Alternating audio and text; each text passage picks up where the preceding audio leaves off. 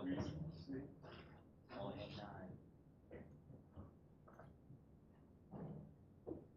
Be happy. I think on Friday I saw Dr. Hyman lecturing to 2 people. Oh dear. All right. We're almost done. We've got exam 3, great. So, grades are up. Check them out. All right. So, class today, class this afternoon. Wednesday's class, we'll answer questions, bring all your questions. We'll go over more stuff that I posted on Blackboard. So in the meantime, let's try to finish this up. So we're dealing with assumptions, violation of assumptions. Hey, number 10. If you bet today that we had 10, you win. All right? You win. 7. All right. All right, so we had ANOVA. That's what we wanted to run. We had the 3 assumptions that we had to check. So number 1, we don't check. That was data are random and independent. It's how we design our experiment, how we collect our data. Can control for that. Number 2, the data are normally distributed within each group. Very important assumption. All right, we can't just do QQ plots of that entire vector because any non-normality could be due to differences in the mean or the effect of the groups themselves. You have to take subsets or use the car package and write the formula to get all of your individual curves, QQ plot curves. And then the third assumption is they equal variances. All right, if we only violated equal variance assumption, we could run Welch's ANOVA, no problem, and then do a pairwise Welch's t-test as Posthoc test, remembering to adjust our P-val. If we're non-normal, or if we are non-normal and violate our equal variance assumption, then we're going to run this, a permutational ANOVA. All right, really good, really great because it ignores or it doesn't require any sort of underlying assumptions other than data are random independent. And even then, we can, if we adjust how we randomize our data, we can fix that assumption. All right, so how do we run the ANOVA? Here's the script. You have to copy and paste it into a chunk, and then there's 3 things to update. All right, you have to tell it what your dependent variable is, you have to tell it what the independent variable is, and you have to tell it how many iterations you want it to run. All right, and then once you do that, so we were using the flower data set. There it is. We were running the flower data set. So flower survive, flower color is our independent, and then I did 10,000, then you run it. All right. So I do have here in the box, normally what I do is if I have an unknown data set, I start with, let's say, 100 or 1,000 iterations just to make sure it runs and just to see how long it takes. This didn't take very long. I mean, 15 seconds, 20 seconds maybe. All right, to do 10,000 iterations, that's fine. But if you do 1,000 and it takes you, 15 minutes, well, don't try to run 10,000 iterations when you need to leave in 15 minutes. Right? That's something where you hit run, right? Run your chunk at 10,000, and then you head home for the night. Come back and get the results in the morning. All right, so this is permutational ANOVA. It works, again, by not assuming any underlying distribution. So it generates its own F distribution and calculates our P-value from that. And our P-value is the number of our F-rand variables that equal or exceed our F observed, so what we actually observed. I said that right? It's a proportion. So it's a proportion of these values that equal or exceed our F observed, and we add 1 to both the numerator and the denominator to account for our F observed value. All right. So in the script, we do it this way. So we count up how many items of the F rand exceed or equal F observed. We add 1, and then we divide that sum by the number of iterations that we have plus 1. And that gives us our P-value. And we said our smallest p-value is limited by the number of iterations. So with 10,000 samples, the smallest p-values that we could get would be about 10 to the negative 5, 10 to the negative 5. And with that 1, it makes it slightly smaller than that, but it's enough to ignore it. All right, our interpretations and conclusions, exact same. We look at our p-value. If it's greater than 0.05, we fail to reject our null hypothesis, so the means are equal.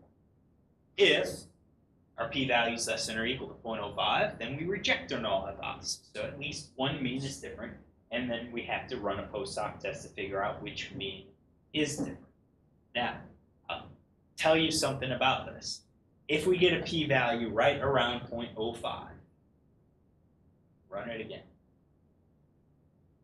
If it's still around 0.05, run it again. Probably have to run it a few times just to see what you get.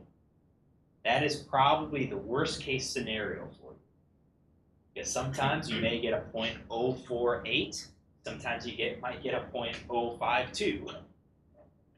If 0.05s are cut off, which do we choose?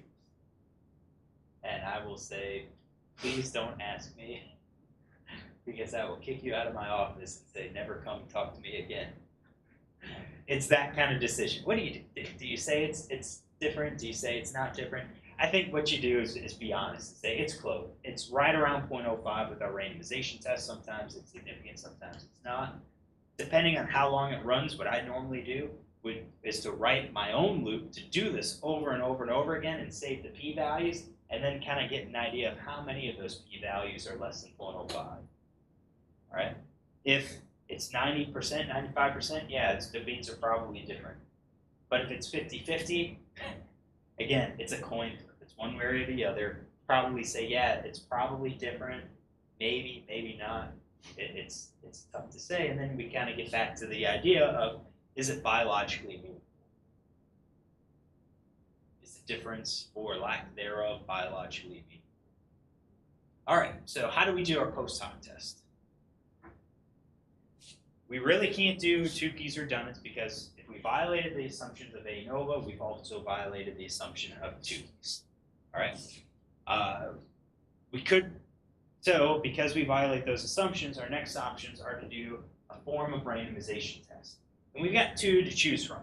You can do permutational t-tests or permutational ANOVAs.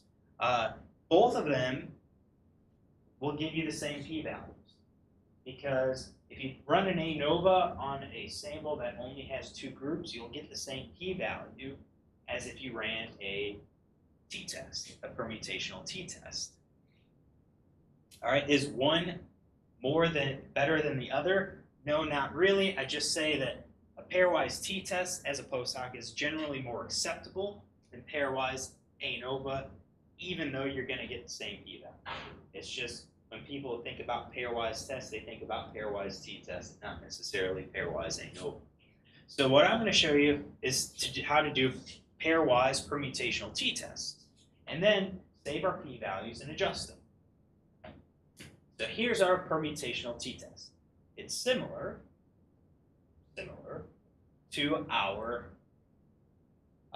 ANOVA. All right, it has our loop. Here's our loop right here. Instead of an ANOVA, it's going to run a t-test.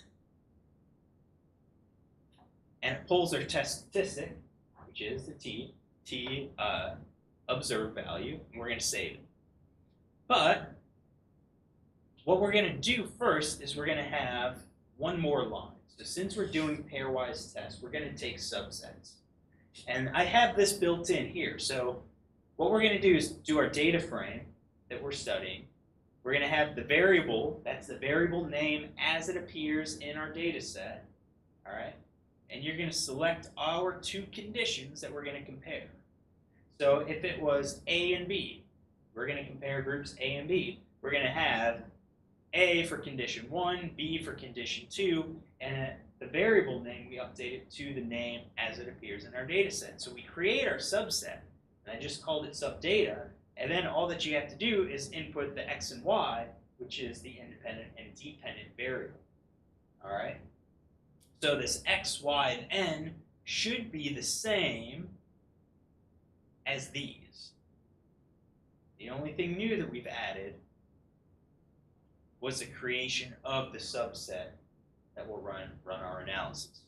So we'll get our p-value, we'll save it, all right? And then we're going to adjust our p-values at the end. So you should have R open up, or R Studio. Make sure you get that flower data set. Make sure it's loaded in.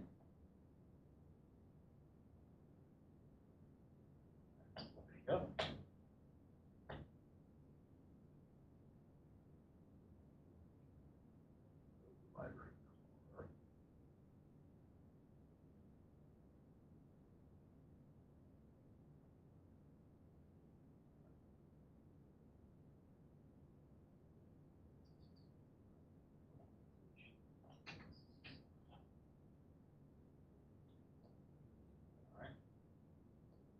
Run it, and then you get this into a chunk.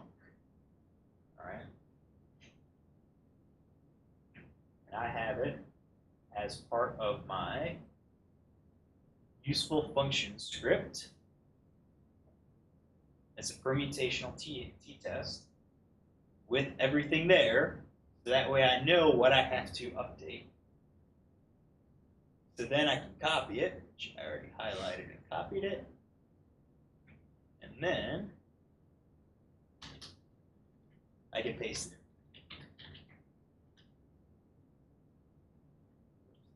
Pairwise.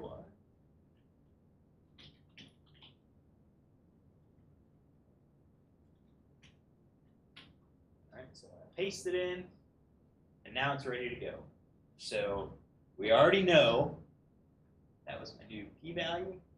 We know that survive varies based on the color of our flower. So now we want to know which colors differ. Right? Try your hand at this to see if you can identify it. See if you can get these pairwise permutational t-tests running. What you should notice is that each test goes actually a lot faster than the ANOVA, because we're dealing with smaller samples with each randomization.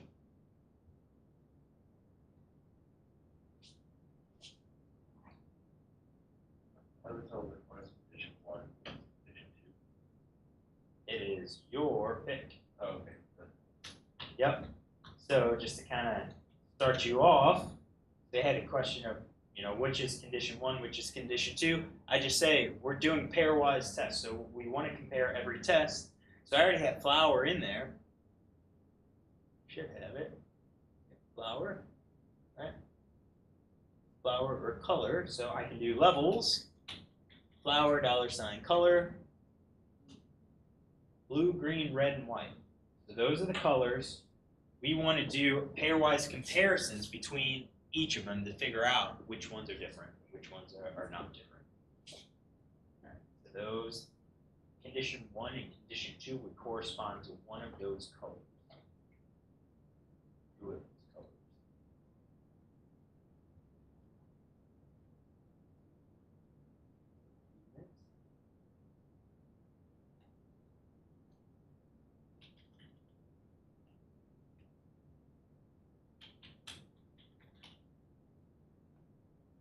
Some of you use subsets on the exam 3. Pretty good. Good job.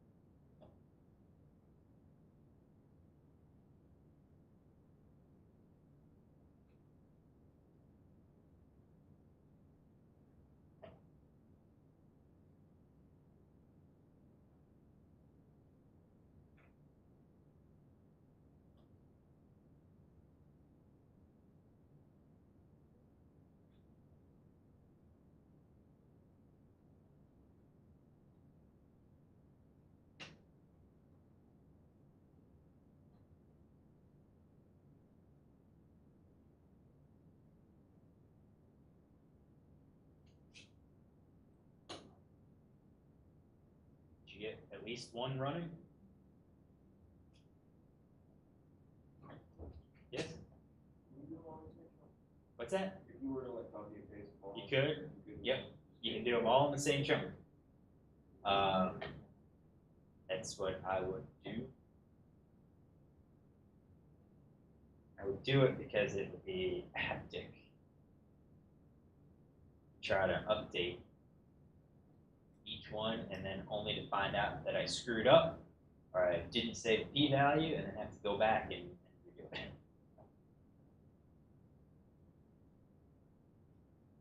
So, this is what we asked. These are 6 pairwise comparisons: blue versus green, blue versus red, blue versus white, green versus red, green versus white, red versus white. 6 of them. All right, we're going to write down p-value for each one, put them into a p-value vector, which I call p-val. So this was blue versus green.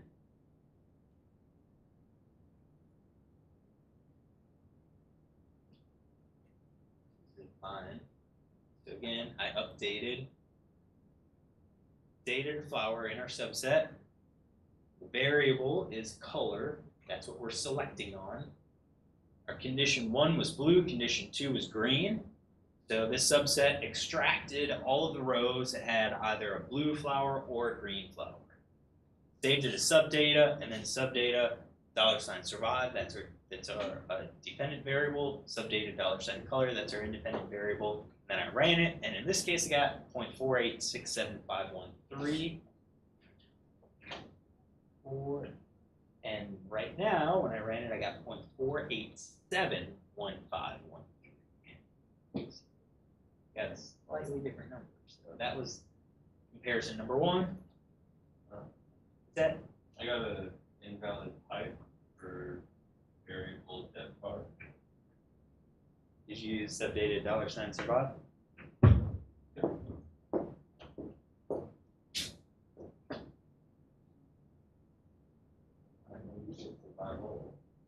Oh, it was just for 5.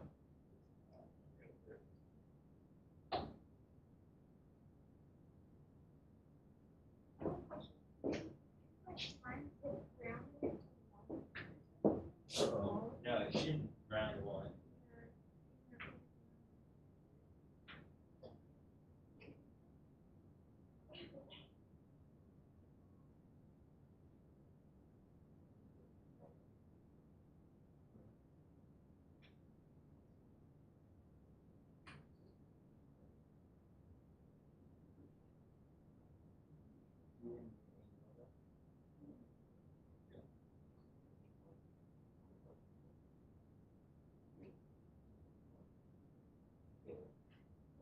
There.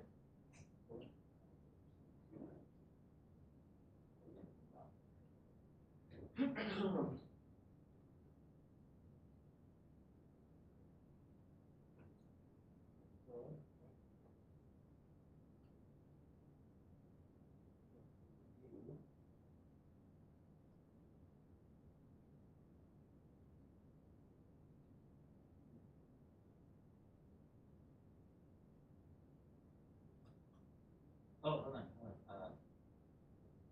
Which one is this? This is the ANOVA, right? Okay. Okay. So we have flower $survive in bar, right?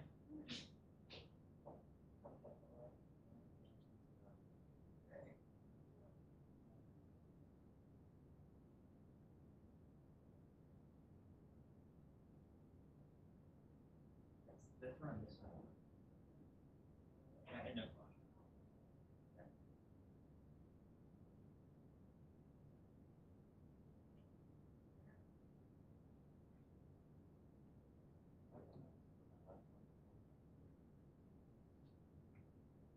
Oh, there it is. R in bar. Yeah, that's gonna work. And then scroll down to R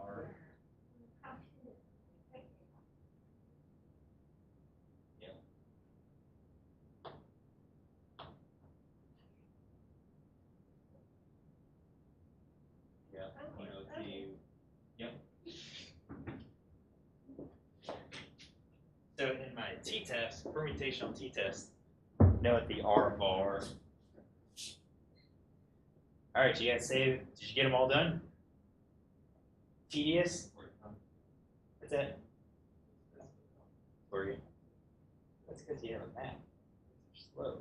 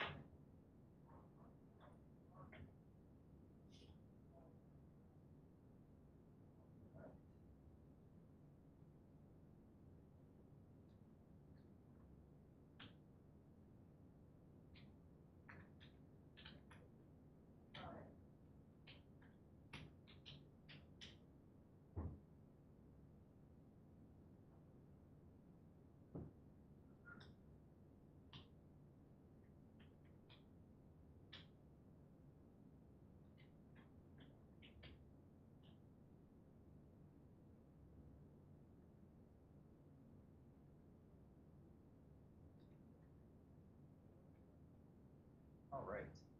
So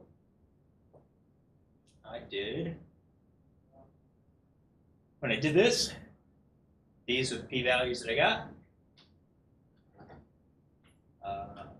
On this set, I did not get any super small p-values, and by that I mean this. So if you run 10,000 iterations and you get a p-value that looks like this, that's actually our minimum p-value. That's 1 over 10,001. That's the smallest p-value that we can get for 10,000 iterations. If you go up to 100,000, it'll be even smaller than that. All right, but these are the p-values that I got when I ran it. These are the p-values that I got just now. So there's slight differences. That's just due to the randomization, and you're going to get slight differences. But these are unadjusted p-values. We have a 5% chance of committing a type 1 error every time we ran one of these. We need to get back to that family-wise 0.05 level. All right?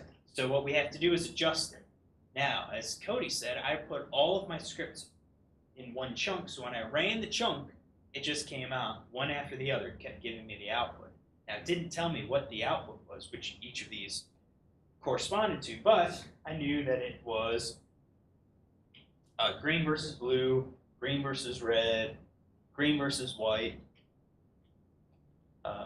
Then we did blue versus red, blue versus white, I think. Is that the other way around? No, blue versus green. Yeah. Did it all. Blue versus green, blue versus red, blue versus white, green versus red, green versus white, and red versus white. So those were the comparisons that we did. All right. So I knew them in order. All All right, so I've got my p-values typed in down there, and then all I have to do is adjust them. Use either Holmes or Bonferroni, it's your call. And I use Holmes, and what you can see is that only one of these is significant. So we had 0, 1, 8, 9, 8, 2, 1. Check again. Yep. Only one of them significant. So this is the effect of alpha. If we did not adjust them, we would have had the blue and white as being significantly different. But after we adjust them, it's no longer significantly different. Had I kept with this, I would have made a type 1 error. I would have falsely rejected my null hypothesis that they were equal. All right, Holmes corrected that. So I go off of this to recognize that the only difference is between red and white. All right, so if I do that,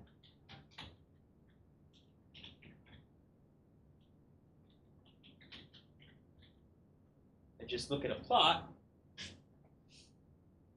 box plot, this is what we see. The only difference that we observed is between this red and white, the two extremes. All right, now I know these are means, but these are still represent our two extremes. Red was the largest, red had the highest survival, white had the fewest survival. Those two were different, but blue, green, and red were not different from each other, and white, blue, and green were not different from each other. So if we were to kind of set it up, we had white as our smallest, red was our largest, then we had blue and green. So probably green. I don't know. Probably doesn't matter. But we have something like that in terms of our lines. All right. Now, what I did, kind of as a heads up, is that when I created those, I actually listed with the pound sign what I was comparing. It's kind of redundant because I have it, I can easily see it right there, but it just kind of helps me remember, okay, these are the comparisons, and a lot of times what I do is create these first. So, if I was creating a new chunk, say, I looked at this and I'm going to say, okay, I'm going to do B versus green first, and then I'm going to do blue versus red first, or next, and then blue versus white. So I kind of lay out what I'm supposed to do, and then I can go in for my useful function scripts and say, okay, that's what I'm comparing. Let's get that one pasted, and I know what I have to do without having to scroll back up, go back and forth, back and forth, back and forth. All right? Not terribly difficult. It does take some time. It does take some time. Any questions? So there's our adjustment method, same thing here, right? So overall conclusions agree with what we determined using regular ANOVA and 2 keys. All right, so when we ignored the violations, we came up with the same conclusions. When we did Kruskal-Wallis test, we came up with a slightly different conclusion, but that was because we were comparing means. All right, so how do we report it? Here's a graph showing the averages, and I think this really demonstrates what we were testing. All right, the means. I did means and 2 times the standard errors. All right, 2 times the standard errors. Now, it's probably not the correct way to do it because we had skew. Probably be better to graph the 95 bootstrap confidence intervals, but you can see red's the highest, white's the lowest. We saw a difference between these 2 extremes, but not between these 2 groups or between these 2 within those 2 groups. So just to kind of write it up, we have to include everything. All right, we have to include those 5 things for every test if the test has it. So as an example write-up, we investigated the effect of flower color on survival to the maturity of seeds. Quantile plot suggests that survival is not normal within flower colors. Variances appear to be equal. You got Fligner-Killeen test, chi-squared, 3 degrees of freedom, p-value. Note my rounding. All right, that statistics go to 2. All right, p-values based on the value of that p-value. All right, permutational ANOVA with 10,000 iterations, we have to include that, suggests that survival to maturity appears to be affected by flower color. I give my p-value. We don't have test statistics or degrees of freedom because we're not comparing it to a theoretical distribution. We generated our own null distribution. Pairwise randomized t-test, 10,000 iterations with home adjustment were used as a post-hoc test. Survival differed between white and red flowers. No other significant differences were observed between the pairwise comparisons. And note, I have P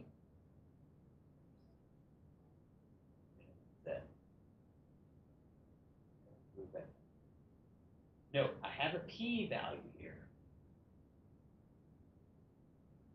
P less than 0.089, P less than 0.02, but then I have P adjusted less than 0.01, P adjusted greater than 0.001. That's probably 0.05. It's probably what it should be. What it should be.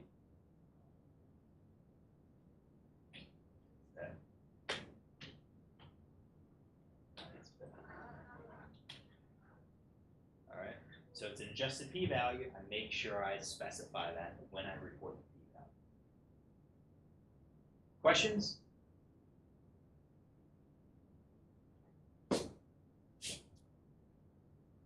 All right. There it is. Practice problem. You sifted through, so turkeys.csv. Appropriate time, it's Thanksgiving coming up. All right. Note Thanksgiving is before Christmas. Gonna point that fact out. All right. They do have Thanksgiving decorations. I don't know if there's like Thanksgiving songs or something like that. You know, I don't know. But here's the problem. We sifted through turkey bins at HEB. You quickly notice that turkey weights varied. So to investigate variation in size, you recorded the reported weight for various brands of turkeys. All right, all of those data is in turkey.csv. The question, our biological question here, is does turkey weight differ by brand? All right, so here's our task. Determine which assumptions was violated or were violated. Perform the appropriate test that allows us to answer this question. Do any post-hoc test. And I will tell you that you will find a difference. All right? No fun if you don't have to do a post-hoc test. All right? So you're going to work on it the rest of this morning's class. So you have almost 15 minutes to work on it, and then you'll have about 10 to 15 minutes in lab, and then we'll review it. All right? We'll review it. Looking ahead,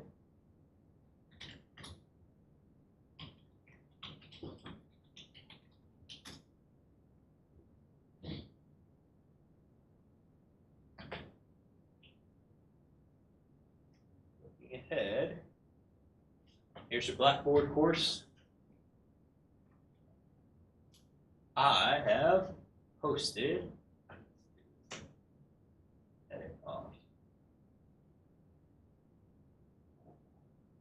the next homework assignment, violating assumptions.rmd. I set the due date for Wednesday, 11 o'clock, before class. So that way you need to attempt it. If you have questions, if you run into problems, we can answer it in class on Wednesday. All right.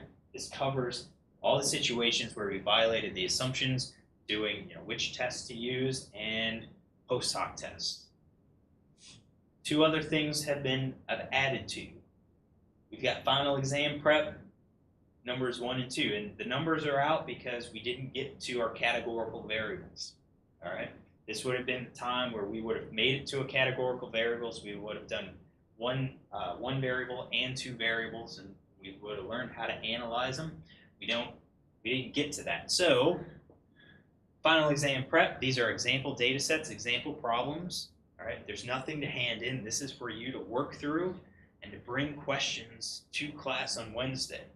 I do say don't have to do questions 1, 2, or 6b because those are all categorical variables. This exam prep is like actually practice doing the problems. All right, doing the actual calculations. For homework number 16, final exam prep number 2. This is more of a theoretical. We'll do some of this in lab. We'll kind of, once we go over the turkeys, in the lab with going through like what we've learned, the different tests and so forth, different displays and so forth. So this is kind of like wraps everything up and kind of would be a real good study guide. But again, we didn't get to the categorical variables, so in question 1, we ignored one categorical variable, at least the test column. We know how to do a display for it. Question 2, we ignore the test that the test using categorical variables, and then question 4 had a chi-square output. So finish up the turkeys. We'll go through the turkeys, and then you'll have time to do the homework in lab and to work on this final exam. But the application portion, I plan to have go live on Friday, so you have the weekend to kind of work through it, and then you can turn it in. It's still due on Monday. Our theoretical part will go live Monday morning. That part. All right.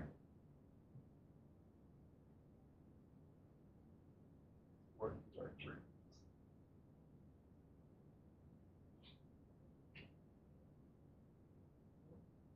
Data files. That homework asks. Just close that. It is.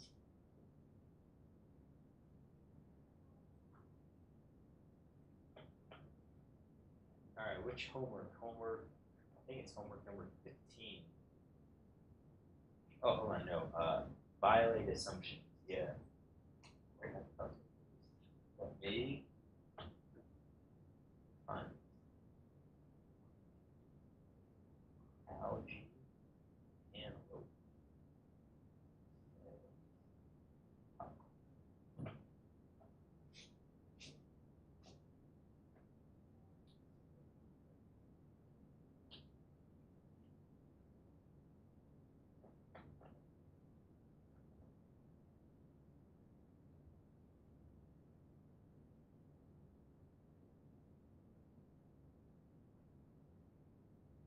I'll get those data files for this homework. I'll get those posted right after class. I have them on this computer, but I don't know if those are the latest ones or not. So I just upload them right when I get back to my office.